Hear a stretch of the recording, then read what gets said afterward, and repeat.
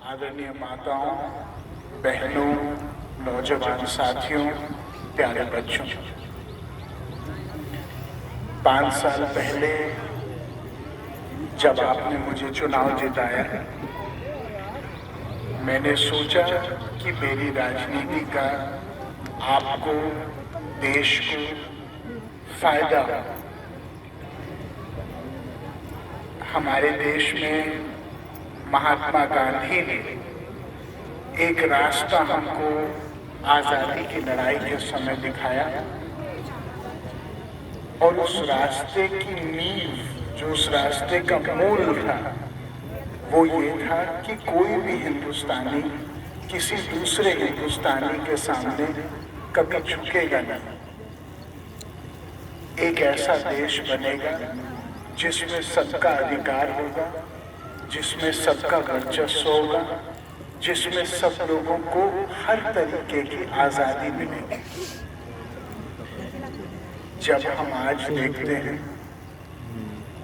हिंदुस्तान को, जिसमें अनेकों तरक्की भी हुई है, लेकिन एक चीज में अभी सुधार आना है, और वो ये है कि जब एक आम आदमी के जीवन को देखा जाए तो अनेकों ऐसे दबाव हैं उनके जीवन में जिससे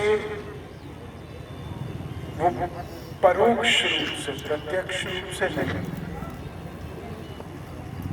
एक आदमी दबते चला जाता है।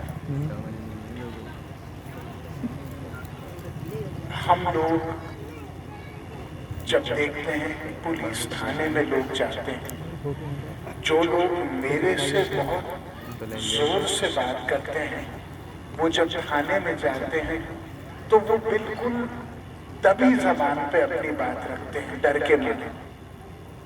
जब वो किसी अधिकारी या कर्मचारी के पास जाते हैं तो भी ऐसा लगता है कि वो किसी राजा महाराजा के पास गए।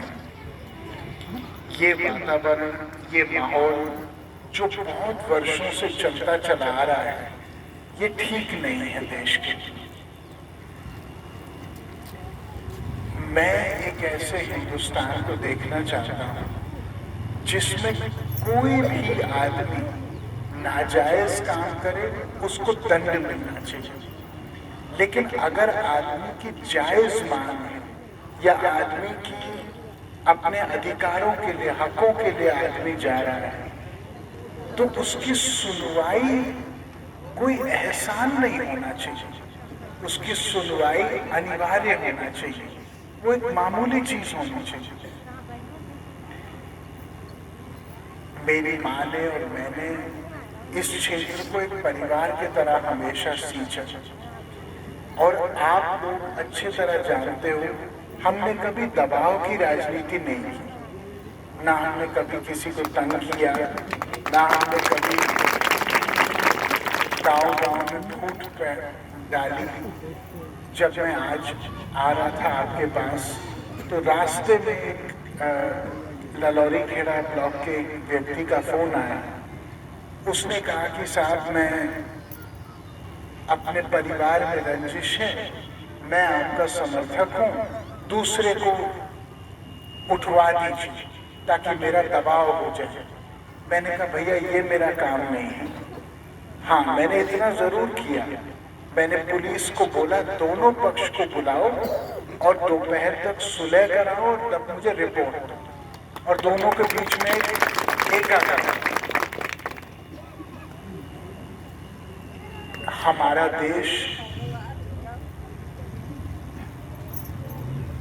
ये ऐसा देश है जिसमें दुनिया में किसी कोने में जाए तो आपको सबसे दिमागी लोग इस देश के हैं।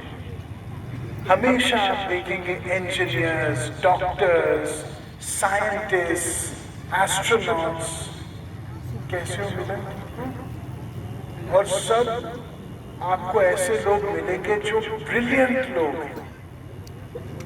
मैं अमेरिका के नासा में गया, जहां से स्पेसशिप्स होती है, अंतरिक्ष में जाते हैं, और क्या भाषा बोल रहे थे उनकी कैफेटेरिया में, तेलुगु बोल रहे थे, सब साउथ इंडिया के लोग थे।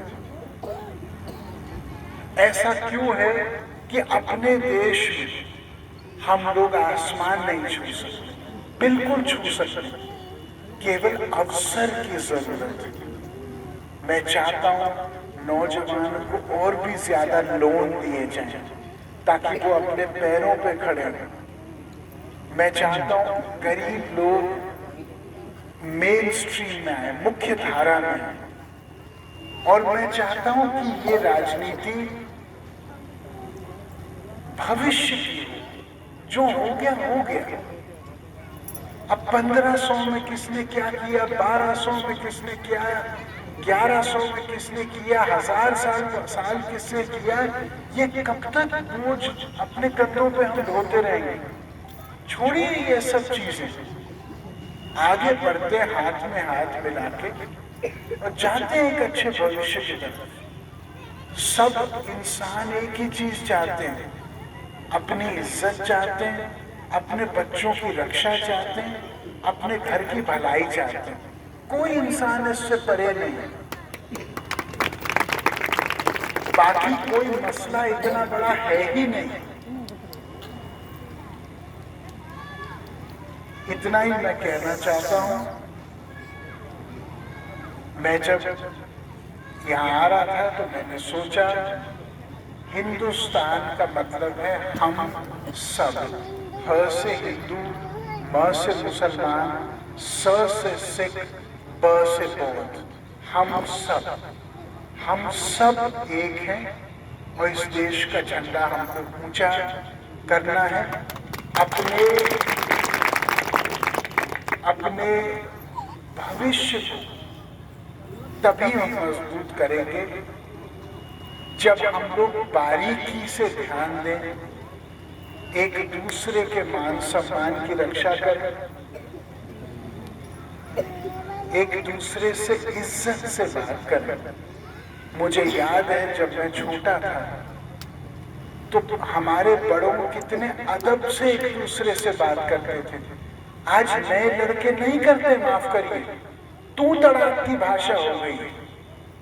मैं ये चाहता हूं, बहुत छोटी बात मैं बोल रहा हूं, अगर मैं सबसे आप कह के बात करता हूं, मेरे जो लोग हैं इर्द गिर्द वो भी सबसे आप कह के बात करते हैं, एक इज्जत का वातावरण बनता है।